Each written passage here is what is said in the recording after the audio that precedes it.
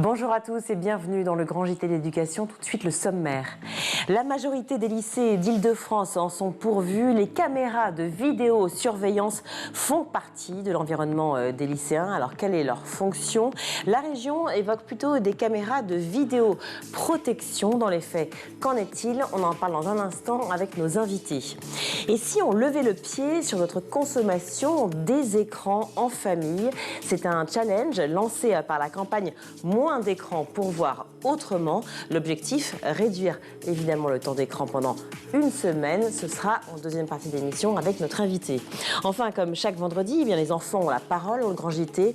Et cette semaine, Festival de Cannes oblige. On leur a demandé leur rapport au cinéma. Mais tout de suite, place à l'actualité en bref avec Guillaume Ouattara.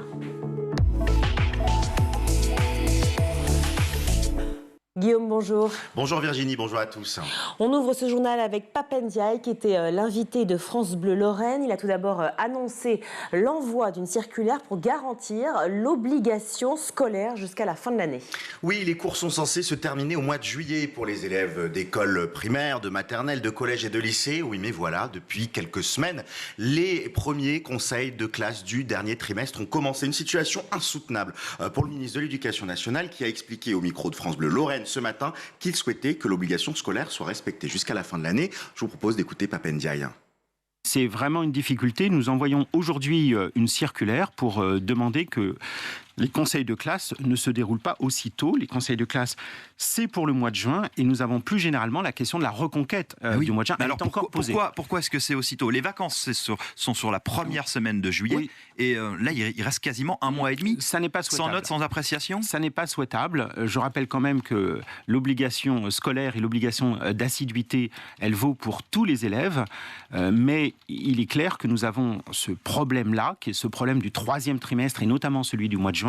J'ai notamment demandé à un ancien recteur, de se pencher sur cette question. Il y a une mission que nous lançons officiellement avec des conclusions à la rentrée pour faire de telle sorte que l'année prochaine, la situation soit meilleure. Mais d'ores et déjà, je tiens à dire que des conseils de classe qui se déroulent dès maintenant, dès cette semaine ou la semaine prochaine, ça n'est pas souhaitable.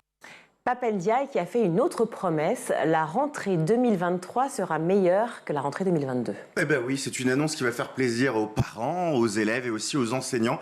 Selon le ministre de l'Éducation nationale, 2023 devrait beaucoup mieux se dérouler que 2022, en tout cas pour la thématique de remplacement des enseignants. Je vous propose là aussi de découvrir ce qu'a dit le ministre au micro de France Bleu Lorraine. On aura un enseignant dans chaque classe à la rentrée, avec bien entendu les aléas qui sont ceux de tous les jours. Chaque jour de l'année scolaire, il y a des enseignants qui sont malades ou qui ne peuvent pas. Et donc il faut des remplaçants. Est-ce qu'il y aura assez de remplaçants? Nous avons des remplaçants et puis nous allons mettre en place ces remplacements de courte durée qui vont permettre d'améliorer significativement la situation pour les remplacements de moins de 14 jours. Je note aussi que les concours de recrutement ont quand même mieux fonctionné cette année. Nous avons aussi ouvert un concours exceptionnel de titularisation des professeurs contractuels. Donc nous aurons une rentrée 2023 qui sera meilleure que la rentrée 2022. Mais bien entendu, les hausses de rémunération et tout ce que nous prévoyons pour les professeurs, tout cela ne prendra pleinement effet que dans les années à venir. Donc nous redressons la barre, mais nous avons encore des difficultés de recrutement dans un certain nombre de disciplines, y compris la langue allemande. Le ministre de l'Éducation qui était en déplacement en Moselle aujourd'hui pour parler de la thématique du remplacement des enseignants. Direction Montpellier désormais, où l'état de délabrement d'une école maternelle du quartier Alco sème la colère des enseignants et des parents. Oui, imaginez un petit peu le constat qui est dressé par ses parents. Une école où les jeux extérieurs sont carbonisés, du chauffage défaillant ou encore de l'eau devenue non potable. C'est le quotidien des élèves de l'école maternelle Victor Duruy dans le quartier d'Alco de Montpellier et qui ont le sentiment que l'établissement est laissé à l'abandon. Dernier fait en date, un incendie volontaire la semaine dernière qui a donc carbonisé un jeu extérieur. Les parents ont saisi la presse pour faire part de cette situation et du côté de la mairie, on se défend point par point des accusations. La structure incendiée a été démontée il y a quelques jours. L'eau impropre à la consommation devrait être réparée dès aujourd'hui et le chauffage, lui, n'a jamais été en dessous des 19 degrés. En tout cas, la température dans l'école, c'est ce que dit l'adjointe au maire en charge de ces questions éducatives. Reste à voir si ces explications vont satisfaire les parents qui sont, il faut le dire, en colère. Terminons ce journal avec une note positive, un court-métrage réalisé par des élèves pour dénoncer le harcèlement scolaire. Oui, quel est le mécanisme qui entraîne le début d'un harcèlement à l'école? C'est sur cette question qu'ont planché des élèves de 6e et de CM2 qui ont travaillé à un court-métrage qui a pour but de montrer comment débute un harcèlement scolaire. Primé par le ministère, les jeunes ont reçu un prix de la part du ministre Pap Ndiaye. On vous propose de découvrir en exclusivité quelques extraits de ce court-métrage.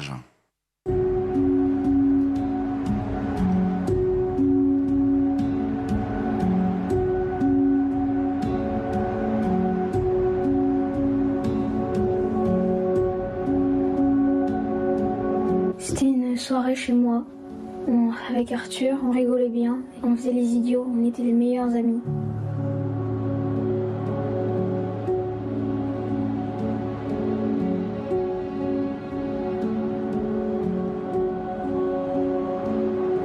On avait fait des photos et moi je les trouvais rigolotes et du coup je les ai montrées à d'autres personnes. Quand j'ai su que la photo était drôle, je pensais pas que ça allait se passer comme ça. Wesh la meuf. Alors ta pète. Alors la gonzesse. T'as pas mis ta robe aujourd'hui? C'était tous les jours. Plus personne ne l'appelait par son prénom.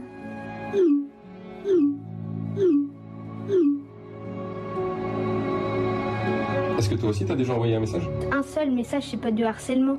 Je l'ai pas harcelé, c'était que 2 messages. Moi, je lui ai jamais envoyé de message. Et est-ce qu'à l'école, tu l'as déjà surnommé? Bon, ça m'est déjà arrivé 1 ou 2 fois, mais jamais rien de bien grave. Ça va, c'était qu'un surnom. C'était qu'un message. C'était qu'un message. Ce n'était qu'un message. C'était qu'un message. On va pas divulguer chez la fin, mais enfin, c'est le mécanisme du harcèlement qui est terrible, que l'on voit systématiquement se reproduire, Guillaume. Merci beaucoup pour ce court-métrage et ces informations. La majorité des lycées d'Île-de-France en sont pourvus. Les caméras de vidéosurveillance font partie de leur environnement. 98% en Île-de-France. Alors, est-ce de la vidéosurveillance ou de la vidéoprotection? C'est l'objet de la question du jour. Pour en parler sur ce plateau, je suis ravie d'accueillir Laurent Zamekowski. Bonjour. Bonjour. Merci d'être avec nous, fidèle toujours au Grand JT. Merci d'être là, vice-président et porte-parole de l'APEP. Et face à vous, Odaïfa Bouafi, bonjour. Bonjour. Merci d'être là pour la première fois sur ce Grand JT. Oui, c'est la seconde fois chez School TV, mais la première fois au Grand JT. Eh oui, mais Grand JT, c'est la première. Ouais, Moi, j'honore ce moment. Responsable fédéral de la voie lycéenne 77. Alors, je souris, mais je souris un peu moins quand même quand je vais évoquer ce point, bien qu'on parle de protection et de sécurité. 98% des lycées d'Île-de-France sont pourvus de caméras de vidéosurveillance contre, alors je parle en ce moment, donc en 2023, contre 58%, 58,6% exactement en 2006. Pourquoi avoir fait le choix, selon vous, Laurent Zamekowski, d'avoir augmenté le nombre de caméras dans les établissements ? Je pense que c'est une tendance qui est un peu partout, hein. Les villes se mettent déjà sous vidéosurveillance, donc c'est... Avant de voir le côté école en tant que tel, il faut voir que la vidéosurveillance se généralise. Aussi parce que les technologies le permettent, parce que les coûts le permettent. Et donc aujourd'hui, on en trouve de plus en plus un peu partout. On a commencé par des caméras qui étaient braquées uniquement sur l'entrée, généralement les caméras des villes. Et après, effectivement, les établissements ont commencé à s'équiper au travers, que ce soit du département pour les collèges ou de la région pour les lycées.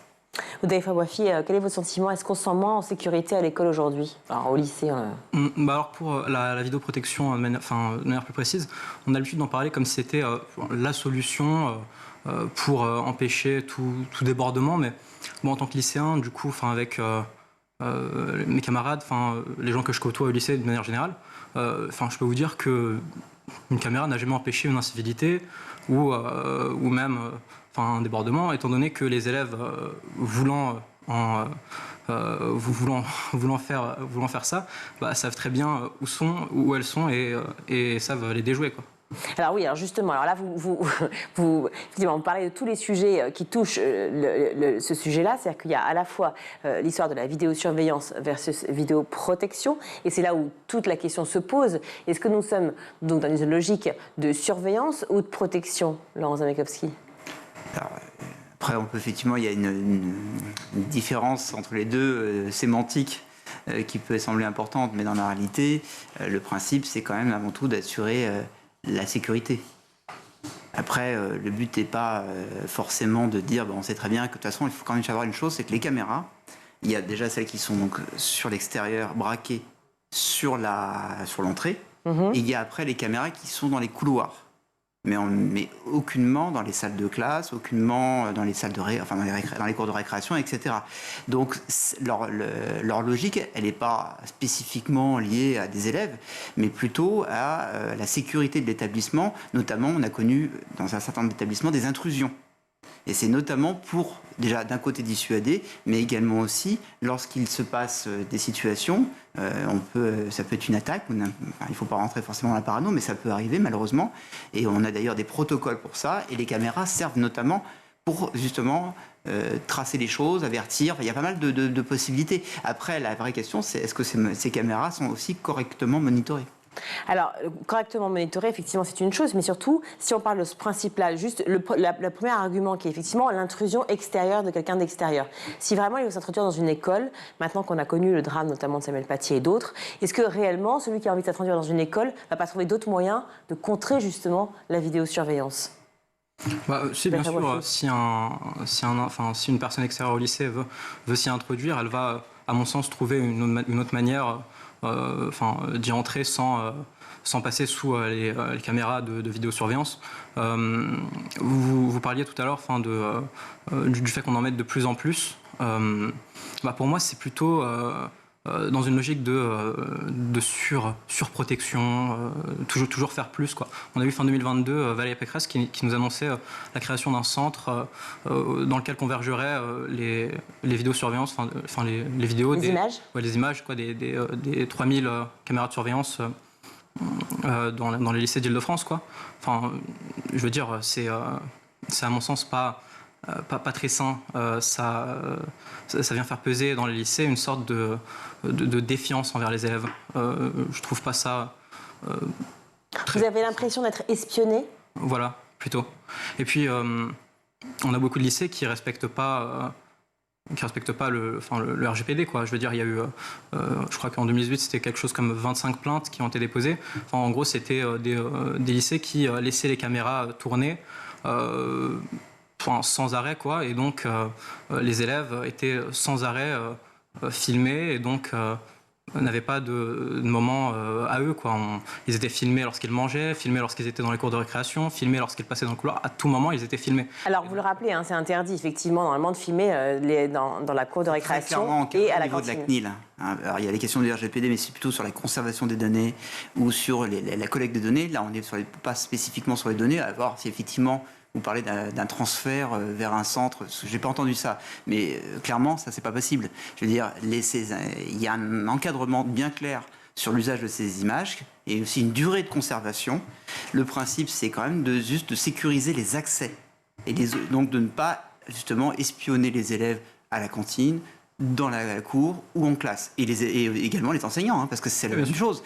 Et donc c'est clairement pour justement gérer les flux et pour éviter justement qu'il y ait quelqu'un qui se balade. Et si les caméras sont correctement orientées, on ne peut pas louper un accès d'une personne. C'est surtout ça. C'est de savoir ce qui s'est passé et surtout d'arriver à pister et dans l'idéal même détecter tout de suite une intrusion.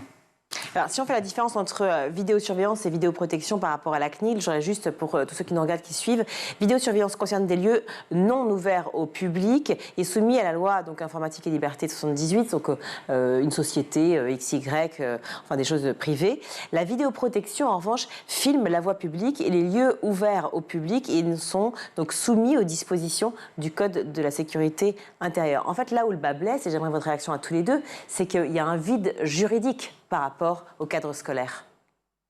C'est-à-dire qu'en fait, on n'est ni dans la vidéosurveillance, ni dans la vidéoprotection, en dehors des fameuses caméras qui sont en extérieur et qui filment l'entrée de l'école. Mais ces caméras ne peuvent filmer que l'entrée d'école, pas la voie publique devant le... Non, mais les couloirs de l'école, oui. Les couloirs, oui. Uniquement, donc c'est intérieur. Voilà, mais il ne faut pas que les caméras puissent filmer la porte qu'on puisse voir dans une salle. Ça a été le cas, j'en parlais tout à l'heure, du coup, des 25 plaintes qui ont été déposées du coup au CNIL en 2018 notamment. Mais exactement, et ça, le problème, c'est surtout des dérapages qui peuvent se produire dans les établissements, mais je dirais que c'est pas forcément parce qu'il y a des caméras qui sont installées dans les couloirs que forcément on va vers le dérapage. Et à l'inverse, on peut même imaginer qu'à un endroit où il n'y a pas de caméra, quelqu'un ait planqué une caméra et faire des choses. Là, on n'est plus dans le problème de la caméra en tant que telle, mais du comportement. Et là, nous, les associations de parents d'élèves, nous, on veille de manière très scrupuleuse justement au respect des libertés et on condamne tous les abus et dans ces établissements, les parents se mobilisent pour justement empêcher ça et on est également des garde-fous, soyons très clairs. Mais que se passe-t-il, Laurent Zamekowski, si un parent refuse que son enfant soit filmé ?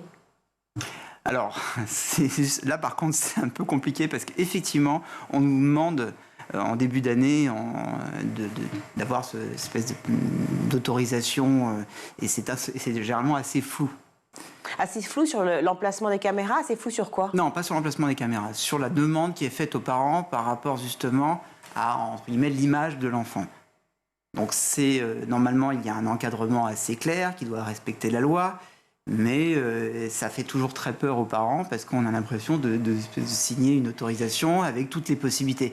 Et effectivement, il peut avoir des dérives parce que certaines personnes qui ignorent la loi ou qui s'en arrangent de manière un peu douteuse peuvent utiliser aussi certaines choses pour pouvoir aller plus loin. Et il y a une chose à savoir, c'est que dans des cas très précis, quand il y a des situations où l'environnement le nécessite, il peut y avoir des caméras mises en place pour filmer des zones qui seraient normalement exclues. Et c'est possible. Ils ont la possibilité dans la loi de le faire.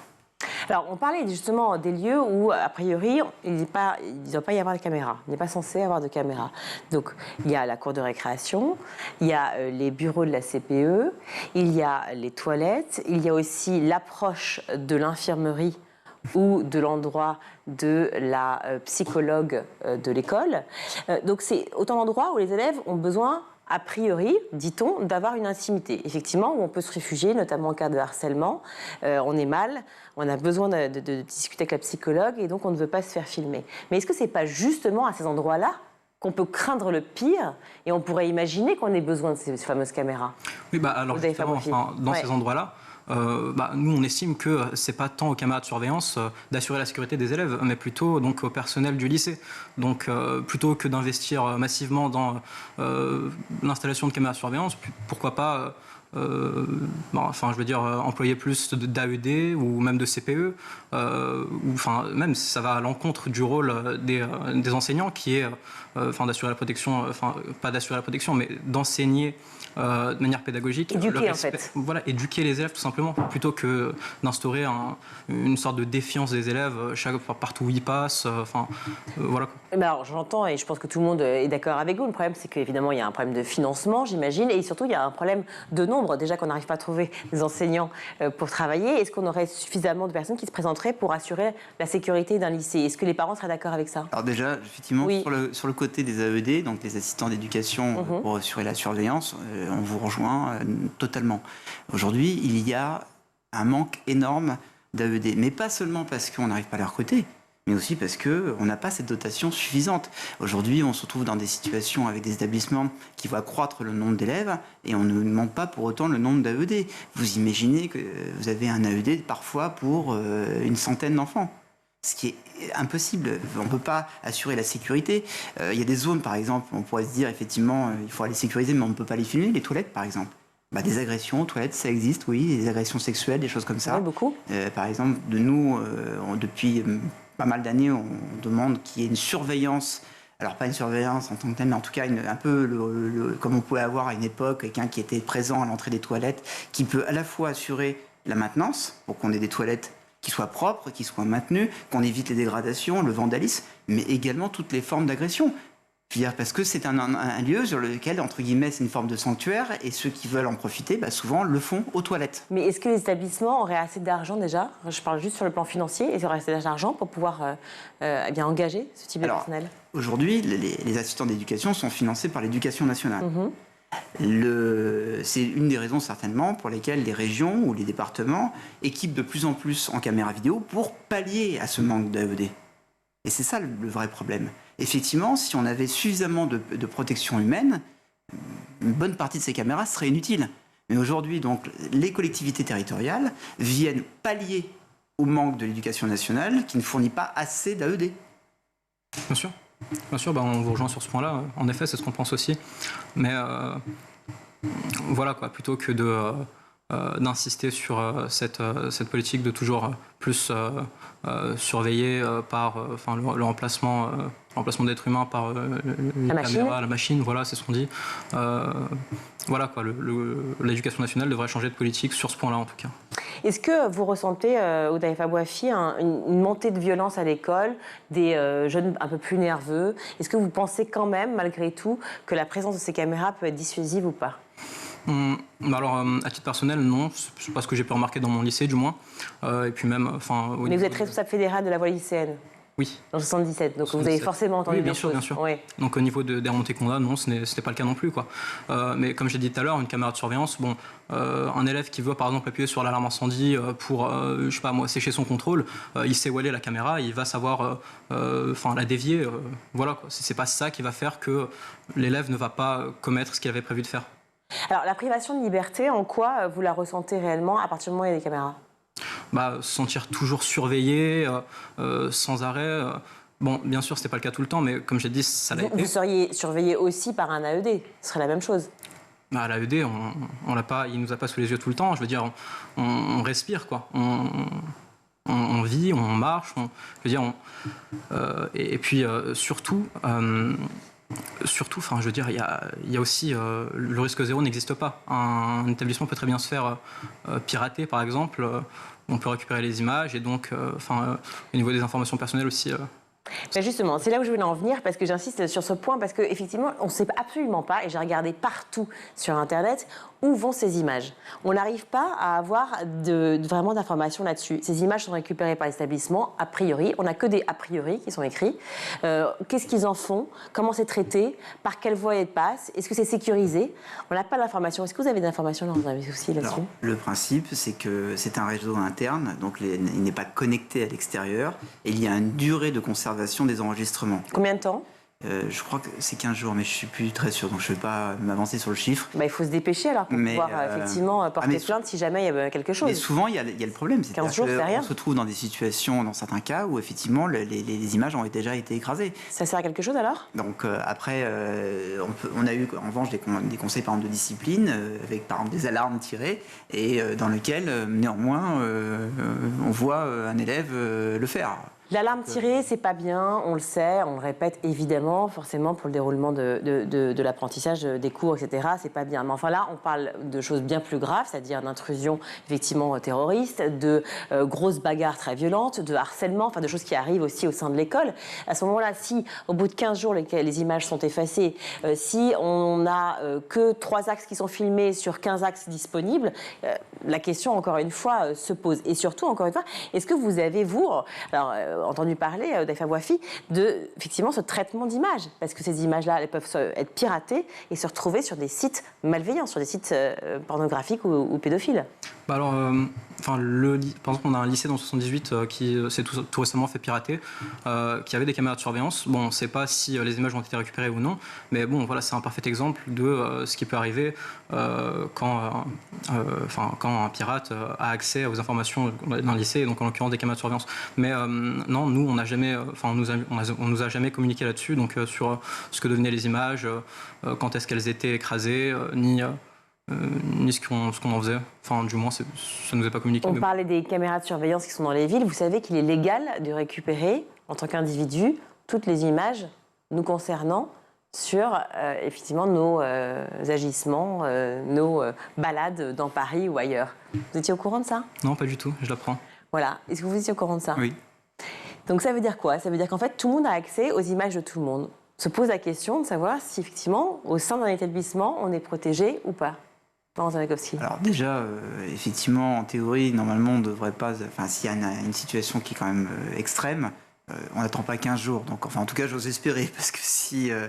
Oui, mais 15 jours, attendez, si on est en situation de harcèlement, par exemple, un enfant harcelant, c'est bien qu'il met des années à parler. Ça, effectivement. Mais le but de ces caméras-là n'est pas forcément de couvrir l'intégralité. Et il faut quand même des règles. Je veux dire, à ce moment-là, on peut trouver toujours une raison de garder tout éternellement. Et là, justement, par rapport aux droits des personnes. 15 jours, c'est un peu juste. J'ai dit 15 jours, c'est ce que je pense, c'est à vérifier. Après, la plupart du temps, il se passe quelque chose et ces enregistrements sont tout de suite sauvegardés dans un cadre très précis. Et d'ailleurs, normalement, il n'y a que le chef d'établissement qui peut accéder à ces enregistrements, soyons très clairs. Après, ils sont censés respecter le RGPD pour justement éviter d'avoir des fuites de données. En théorie, normalement, le système doit être autonome et non pas connecté avec le réseau, ce qui fait que ça peut le mettre en danger. Si vous avez juste une connexion interne, le seul risque de piratage, c'est que quelqu'un aille avec une clé USB copier, et encore en théorie, vous êtes censé avoir un ordinateur qui est sécurisé, où vous ne pouvez pas venir avec votre clé USB faire n'importe quoi. Donc il y a ça aussi. Donc j'ose espérer que... Alors malheureusement, il y a encore aussi des vieux systèmes d'enregistrement, et je crois qu'il y en a encore qui fonctionnent avec des bandes, des choses comme ça. Je ne voudrais pas donner de mauvaises idées, mais enfin, pirater un établissement, c'est d'une simplicité folle pour les hackers. Donc non mais... pour le coup, oui, mais si vous n'êtes pas connecté, on ne peut pas récupérer à distance, c'est ça que je veux dire. Si vous êtes dans un réseau fermé, ça ne peut pas être pris sur l'extérieur. C'est pas possible. Chez soi, on est en réseau fermé, on peut être piraté de la même manière. Si vous êtes alors après, on peut rentrer carrément dans l'espionnage, et NSA, etc. Mais je veux dire, si c'est un réseau filaire qui n'a pas de Wi-Fi, qui n'a pas de connexion extérieure et qui n'est pas connecté avec le réseau de l'établissement, il n'y a pas de raison qu'il puisse être piraté, sauf si quelqu'un rentre dans le local où il y a l'enregistrement et il y accède physiquement. Voler les bandes, copier ou carrément voler l'ordinateur. On a énormément de lycées en Ile-de-France, du moins, où les établissements utilisent des réseaux connectés et non pas internes. Donc voilà tout le problème. Et puis même, comme vous l'avez dit, même si c'est un réseau interne, quelconque élève peut entrer et pirater avec sa clé USB la base de données pour récupérer les images. Normalement, ça ne devrait pas se produire parce que on est censé avoir des endroits qui sont sécurisés et dans ce cas-là, l'établissement est en faute. Soyons très clairs. Si vous ne prenez pas les dispositions pour respecter la loi et notamment le règlement général de protection des données, le RGPD, ils sont en faute. Si vous n'avez pas quelqu'un qui surveille l'accès ou l'avoir fermé à clé, etc., enfin d'avoir des normes de sécurité, l'établissement est en faute. Donc, oui, il y a des bons chefs d'établissement et puis il y en a des moins bons, c'est vrai. Et puis des fois, il y en a qui font des erreurs, et ça arrive. Mais dans la réalité, il y a des dispositions, des choses qu'on prend pour justement assurer la sécurité. Si on fait n'importe quoi, effectivement, oui. Une question un peu naïve. En quoi, en fait, il est plus intéressant de filmer un couloir, une entrée d'établissement, plutôt qu'une cour de récréation? Je parle par rapport à l'intrusion dont vous parliez. C'est pas une question, en fait, de plus intéressant. C'est déjà... C'est pour limiter, parce que nous, les parents, bien évidemment, on s'oppose totalement et formellement qu'on filme les salles de classe ou tout ce qui peut venir toucher réellement l'intimité des élèves. L'intimité en cours de récréation, elle est très importante. Oui, mais enfin, en tout cas, ils sont ensemble et il faut respecter le fait qu'ils ne puissent pas être tout le temps observés par les caméras. Les couloirs, c'est juste pour voir les déplacements. C'est-à-dire que de gérer les flux. Je me doute.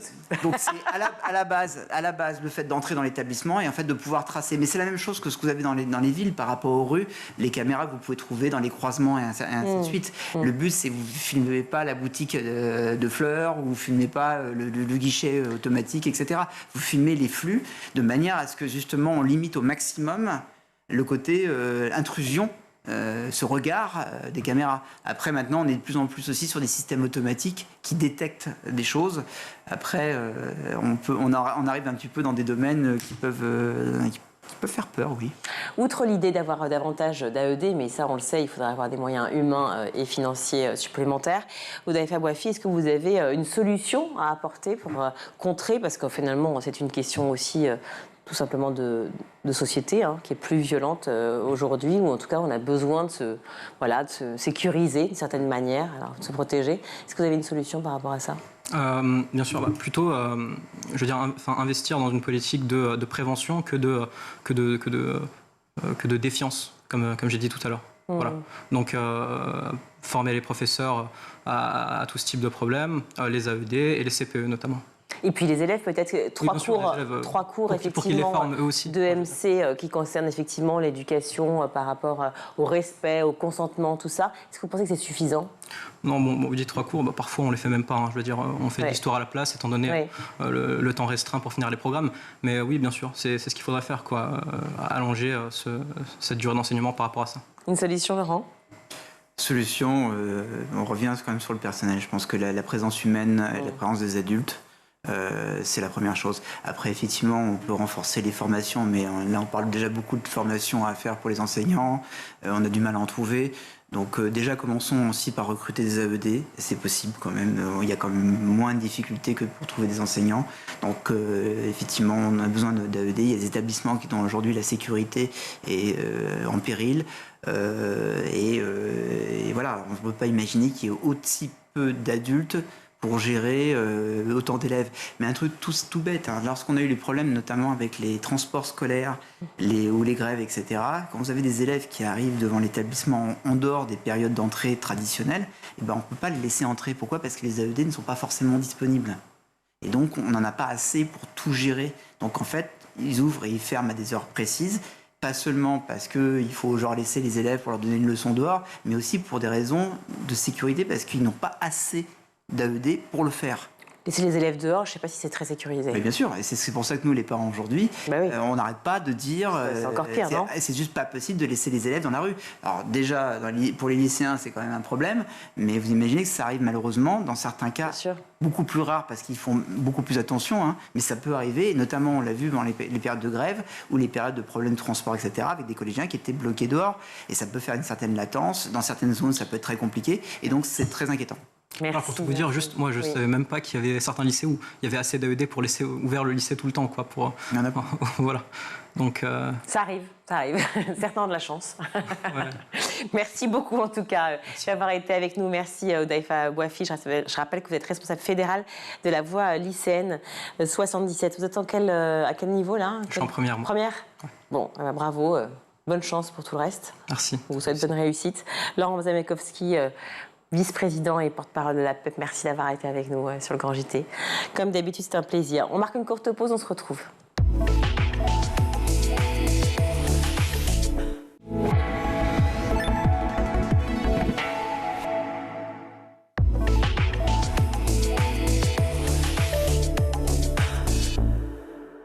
De retour sur le plateau du Grand JT, je suis ravie d'accueillir Michèle Blin. Bonjour.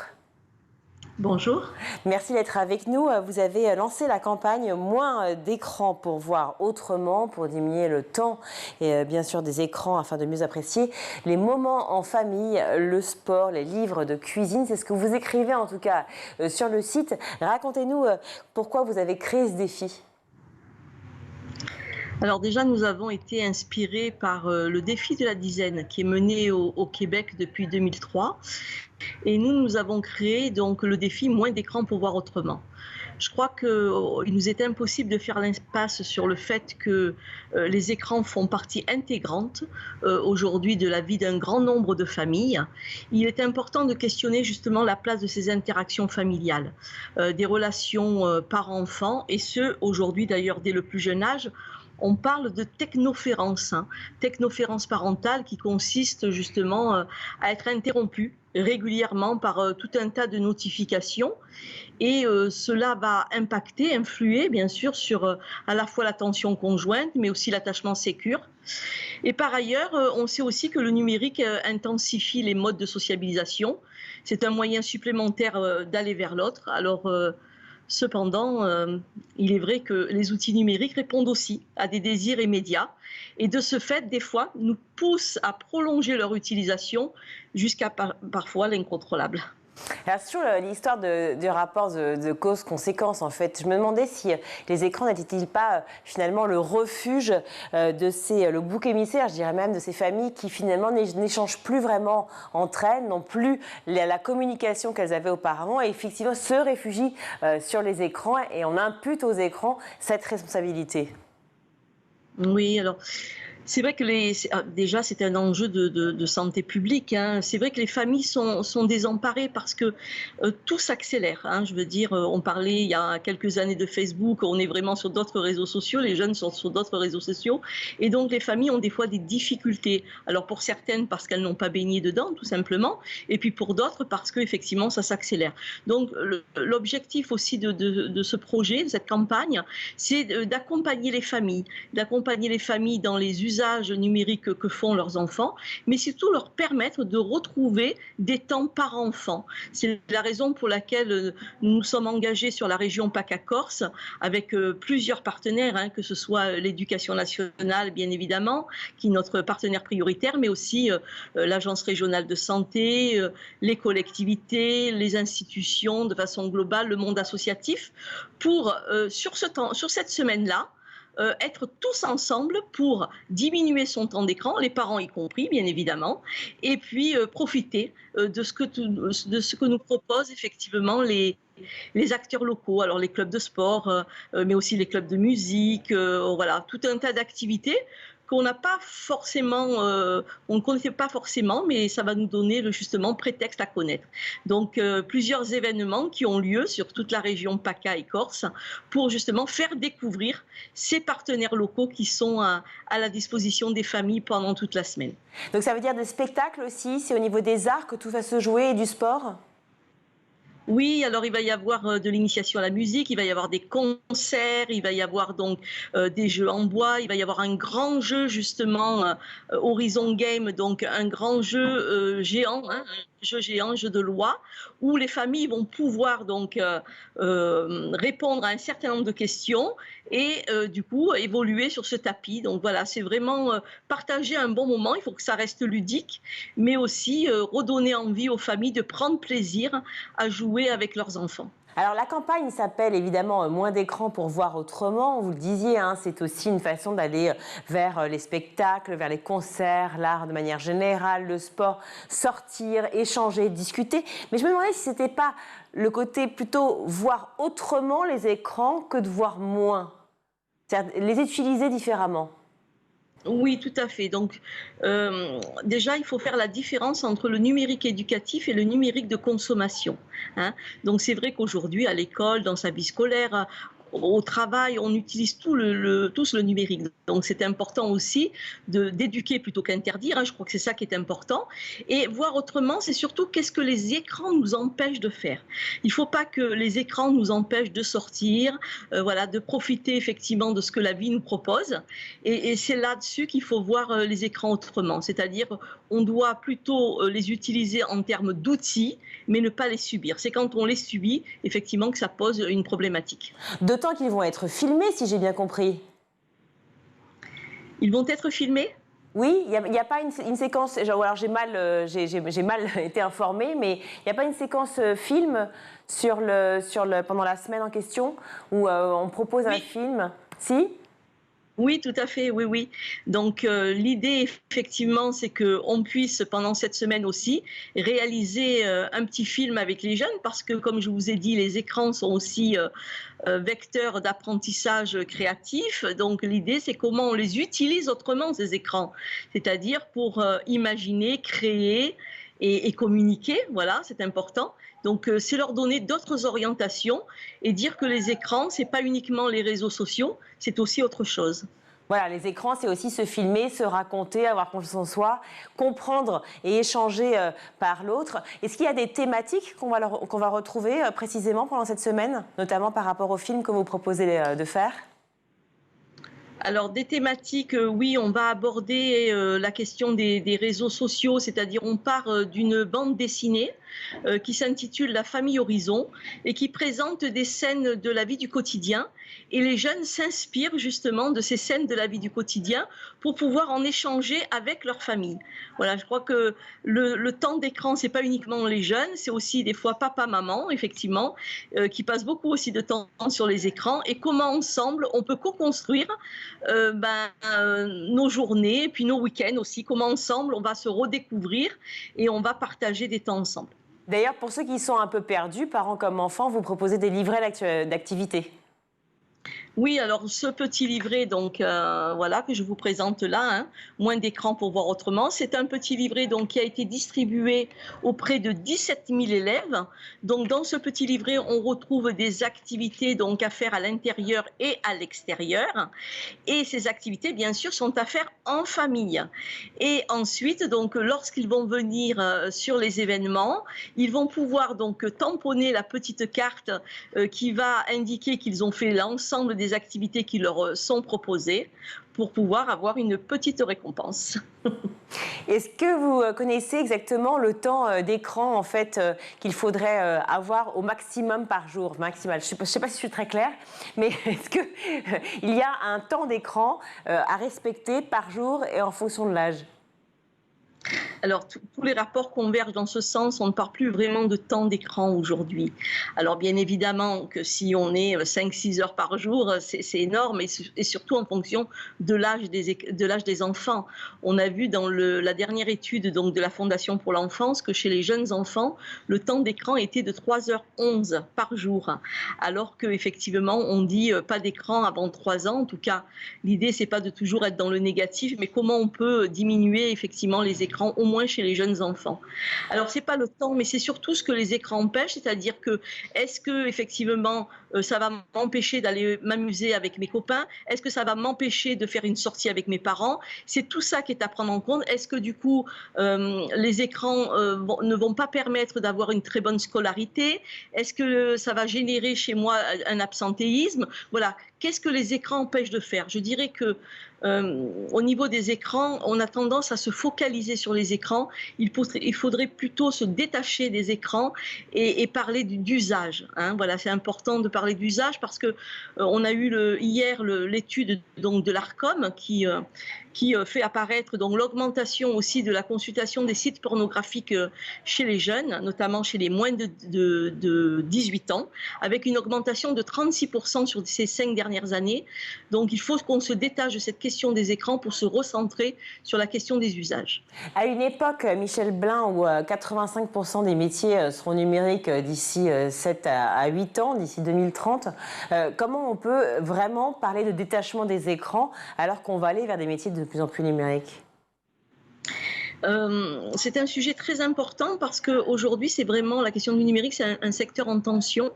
Et quand on repère des jeunes qui sont passionnés justement par ces métiers du numérique, par exemple ceux qui utilisent beaucoup YouTube, qui vont faire des montages vidéo, d'infographie, c'est très large hein, les métiers du numérique, on les incite justement à aller vers ces filières des métiers du numérique parce que ce sont les métiers de demain. On ne connaît pas encore les métiers de l'an 2030, mais on se doute bien qu'avec la révolution de l'intelligence artificielle, on sait très bien qu'on va se tourner vers ces nouveaux métiers.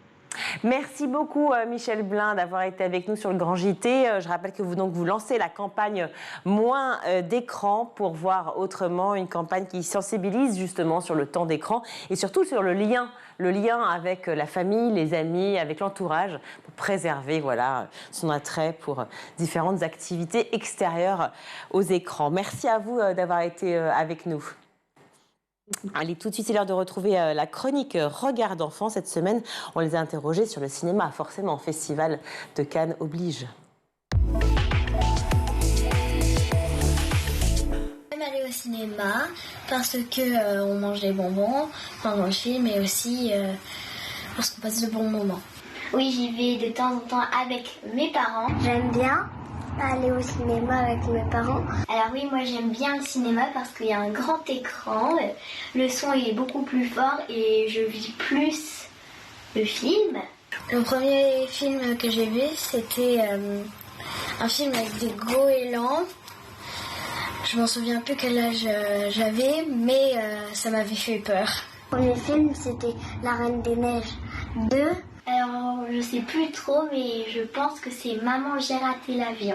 Je rêve d'être actrice et d'être dans les coulisses. Et j'aimerais bien monter sur les marches du Festival de Cannes. Elle a tout une petite actrice, Léna. Hein. Franchement, on lui souhaite le meilleur en tout cas. Merci à vous tous, les enfants. On retrouve maintenant Malika Ménard dans Souvenir d'écolier et cette semaine, elle reçoit Magali Vaï.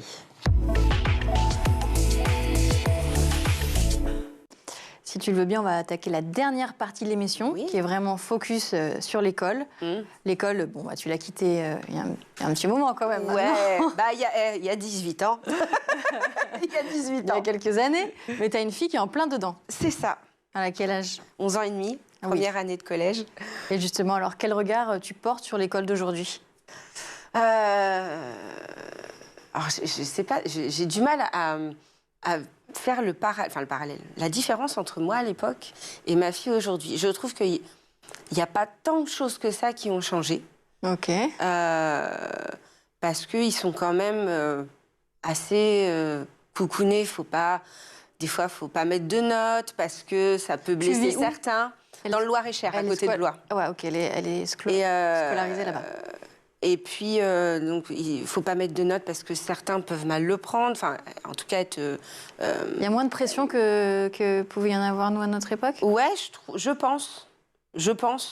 Moi, je sais que... Alors, ma fille, voilà, elle a certaines matières où elle n'a pas forcément la moyenne. Et un jour, il y a une prof, on a le rendez-vous parent-prof, et je lui dis, voilà... C'est vrai qu'elle n'a pas la moyenne. C'est pas grave.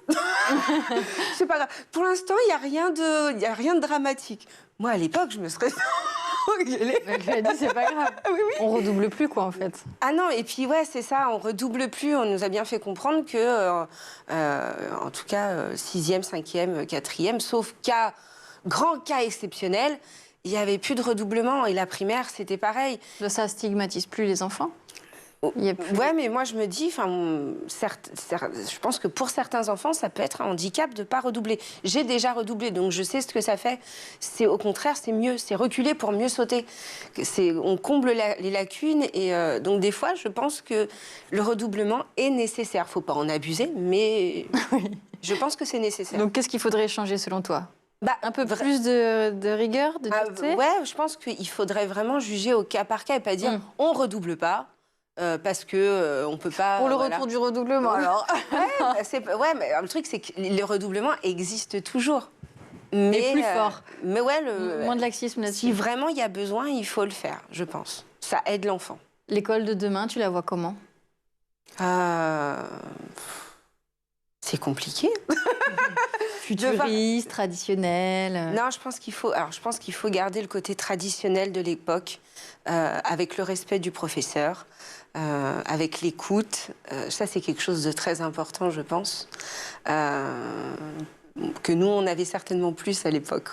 Bah oui, parce que justement on avait peut-être beaucoup plus facilement un avertissement ou quoi, ou je pense. En tout cas, c'est comme ça que je le vois. Il y avait une certaine forme de terreur en fait, au final. De peur, Ouais, mais je l'ai pas ressenti comme ça. Je garde des bons souvenirs donc avec mes professeurs, donc c'est vrai que moi je l'ai pas ressenti comme ça. Mais après, oui, peut-être faire jouer peut-être plus l'imaginaire des enfants. Que ça soit dans les rédactions, leur faire inventer des choses, que ce soit... Alors, ils le font en art plastique, mais peut-être essayer dans d'autres matières. Toi, tu es active sur les réseaux sociaux. Très, oui. Et il y a des très bonnes choses qui émergent des réseaux, puis aussi de la haine. Oui. Quelle attitude tu as décidé d'adopter pour ta fille par rapport à ça? Est-ce qu'elle a déjà Instagram ou Facebook? Non, elle a juste Messenger pour communiquer avec sa famille, c'est tout. Ouais. Mais non, elle n'a pas Facebook, elle n'a pas Instagram, elle n'a pas tout ça. Quand elle va sur TikTok, c'est avec mon compte. Donc c'est géré, c'est surveillé, c'est voilà. Tu t'es donné un âge à partir duquel elle a le droit de l'utiliser? Quand l'âge légal de l'application. Je sais même pas... Alors, je crois que TikTok, c'est 13 ans. Et Instagram ou WhatsApp, tout ça, c'est pareil. Donc, elle n'a pas de téléphone encore, alors? Si, elle a un téléphone, si. Non, pas WhatsApp, mais Instagram, oui, je crois que c'est ça, parce qu'elle voulait et c'est pas possible. Donc... Est-ce que tu la mets en garde aussi sur l'usage à en faire Oui. Oui, elle voit beaucoup de choses aussi par rapport à moi. C'est vrai que des fois, ça lui arrive de dire « Regarde, maman, ce qu'on dit sur toi ».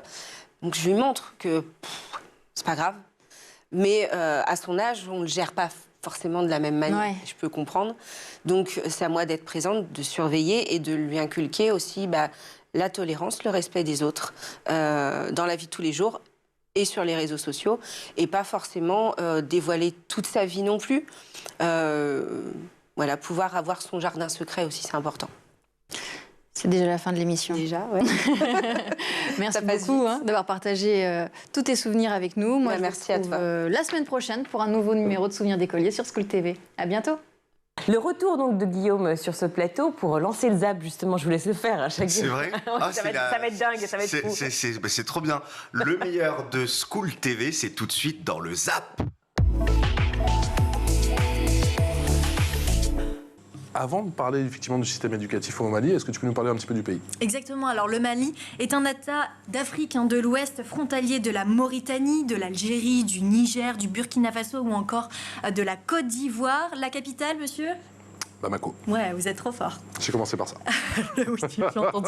Alors, le pays compte plus de 21 millions d'habitants. Le Mali est devenu indépendant le 22 septembre. C'était là-dessus qu'il fallait venir me chercher, c'était sur le nombre d'habitants. J'aurais pas su répondre. La prochaine fois, je retiens. Ouais, de toute façon, je triche, moi. Alors, le Mali est devenu indépendant le 22 septembre 1960. La langue officielle est le français, mais la plus utilisée est le bambara, qui est parlé par plus de 50% de la population. Et 12 autres langues sont reconnues par l'État comme des langues nationales. Irina, comment marche le système éducatif malien ?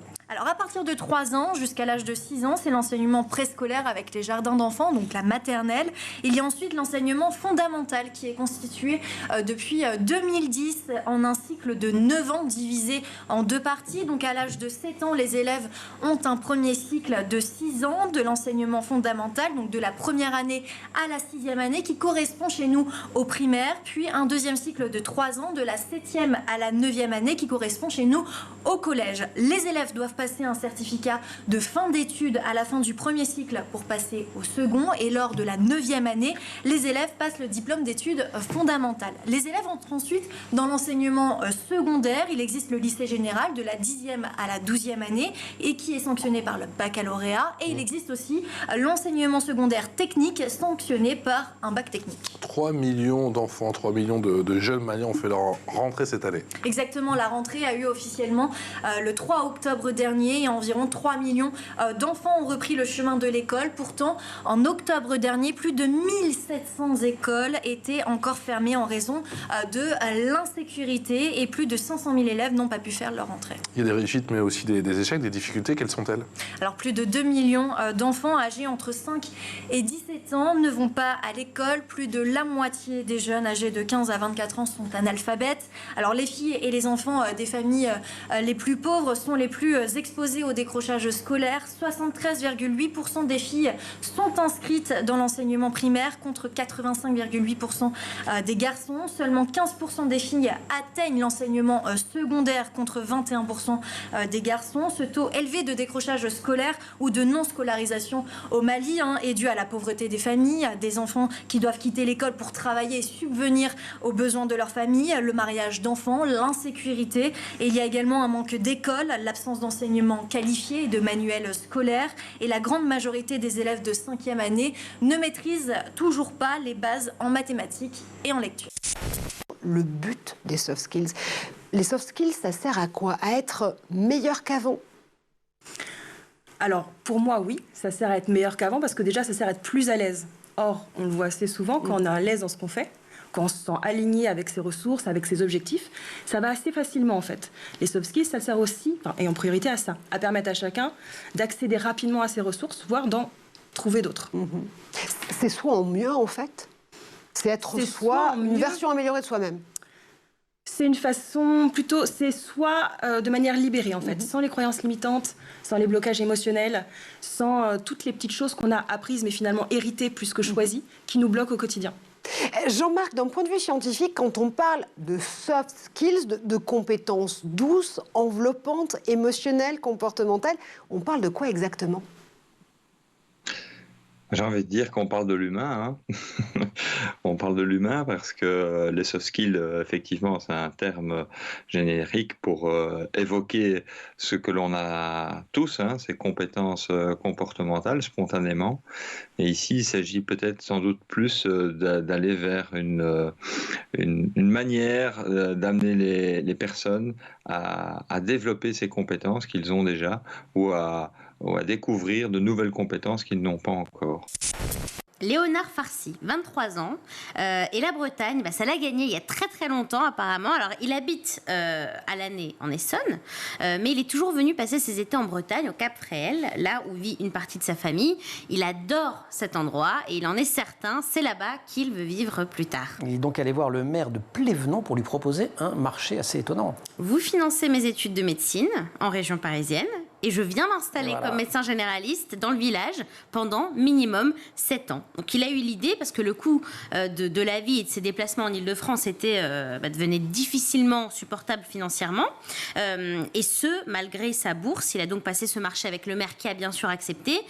Une idée d'ailleurs qui commence à faire son chemin dans plusieurs autres communes de France. Mais on a le droit de faire par ça, parce qu'il y a des zones en tension, on en parle régulièrement, on manque beaucoup de médecins généralistes. Bah oui, celle où il y a très peu de médecins, voire pas du tout. C'est le cas à Plévenant, par exemple.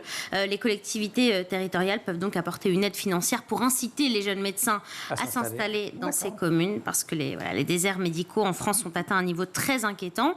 Et à l'exception des grandes métropoles, la disparité géographique est criante dans toute la France, donc en particulier dans les zones rurales.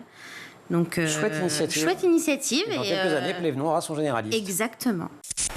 Le gouvernement malien Amadou Dembélé prône, on le sait depuis quelques années, l'éducation pour tous. Est-ce qu'en cela c'est une réussite ou cela reste encore compliqué? Voilà, en cela c'est vraiment une réussite. C'est une réussite parce que l'éducation elle est gratuite.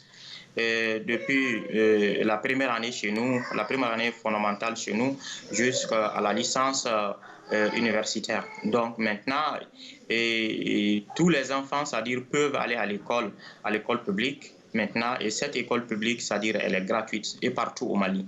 Donc, je pense que vraiment, c'est-à-dire, l'éducation pour tous est une réalité ici au Mali.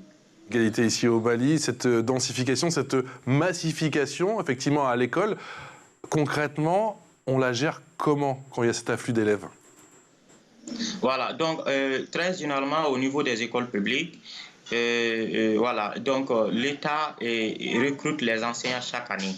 Et donc, même si, c'est-à-dire, il y a des difficultés souvent dans le recrutement des enseignants, mais quand même, ça se fait pour pouvoir faire face, c'est-à-dire, au flux d'élèves qu'on reçoit au niveau des écoles. Et à côté de ça aussi, c'est-à-dire, nous avons souvent des problèmes de salles, des problèmes, c'est-à-dire, d'enseignants souvent dans des écoles. Et donc, maintenant, il faut faire des rotations, des doubles divisions, des doubles vacations en classe.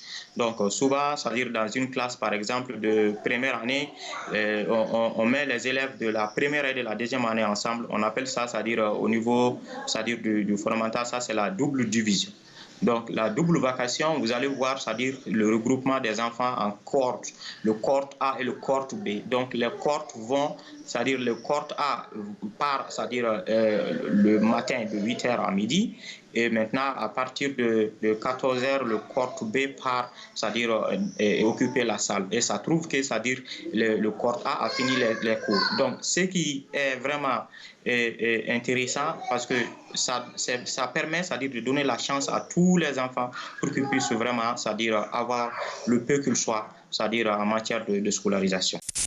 Le premier chapitre s'intitule sobrement 24 février. Vous ne précisez pas l'année, mais c'est transparent. On est en 2022. La Russie attaque l'Ukraine. Donc déjà, ça s'inspire bien de faits réels, comme nombre de vos romans. Ça s'inspire absolument de faits réels. Voilà, ce qui n'est pas réel. Bon, moi, j'ai jamais mis les pieds en Ukraine. Donc, comme je l'ai souvent fait, je joue avec les lieux. Vous pouvez chercher tous les noms de lieux. Je l'ai fait. Voilà. Ça marche pas. Ça marche pas. Non. Pourtant, ça fait très ukrainien quand on les lit. Ça sonne ukrainien, absolument. Mais même la langue, j'ai cherché des trucs, j'ai trouvé du tchèque, parfois vous avez joué avec... Oui, j'ai fait ce que j'aime bien faire. J'ai joué avec la réalité. Ouais. Je suis à la frontière entre le réel, j'irais presque un côté un peu journalistique que j'aime bien avoir, et puis la fiction, quoi. Oui, allez-y. Sachant que l'idée, elle est née dans le réel, parce qu'elle naît d'une rencontre entre vous et des élèves du côté de Saint-Nazaire. Voilà. Alors j'ai eu la chance d'être invité l'année dernière, au mois de mai, je crois, donc il y a 1 an à peu près, à Saint-Nazaire, pour rencontrer des classes, comme ça m'arrive de le faire relativement souvent. Et puis dans ces classes, j'ai vite repéré qu'il y avait quelques gamins qui étaient un petit peu, je dirais, à côté de leur pont, quoi. Ils étaient très, très attentifs et en même temps bizarrement absents, quoi. Voilà. Et j'ai appris que c'était des jeunes Ukrainiens, donc pour certains, c'était le premier jour de classe en France. Voilà, donc ils avaient tout à apprendre, tout à découvrir. Je les ai vus finalement très très peu. Et puis la communication n'était pas facile puisque on parlait aussi mal anglais les uns que les autres. Les traducteurs de téléphone, ça marche pas toujours très très bien, ça donne des résultats un peu étonnants. Donc voilà. Et puis on m'a expliqué tout un tas de choses sur les relations intéressantes entre la ville de Saint-Nazaire et l'Ukraine. C'est-à-dire qu'il y a depuis longtemps des travailleurs ukrainiens sur les chantiers, navals. Voilà, c'est ça. Et donc les familles venaient rejoindre le père qui travaillait sur le chantier, lequel père se demandait si lui-même n'allait pas repartir en Ukraine pour combattre, quoi. Donc une espèce de système d'aller-retour comme ça qui était assez fascinant et qui donnait envie de raconter des choses. Merci beaucoup d'avoir suivi cette émission. Vous pouvez retrouver évidemment tous les replays sur schooltv.com, canal 247 sur les Freebox. Merci à vous, Guillaume Ouattara, d'avoir été avec nous aujourd'hui. Merci beaucoup de m'avoir laissé lancer le zap. C'était le rêve d'une vie. Je comprends. Vous allez le poster, rassurez-moi. Poster, partager, TikToker, c'est parti. Ça va être fou. Avec le... Un quoi TikToker. Quoi? Ah, on m'a pas fait Kwakubé. 2 fois. 2 fois sans Kwakubé. J'avais dit que le mec est guéri. Je suis guéri. Il est guéri. Aujourd'hui, à la réalisation, c'est Mani Pezec. Au son, c'est Thibaut Gorille-Lafont. Le maquillage, c'est Laure Redmond et Emma Guessel et Agathe Delannoy. À la rédac. Très belle soirée à tous. Ciao. Kwakubé.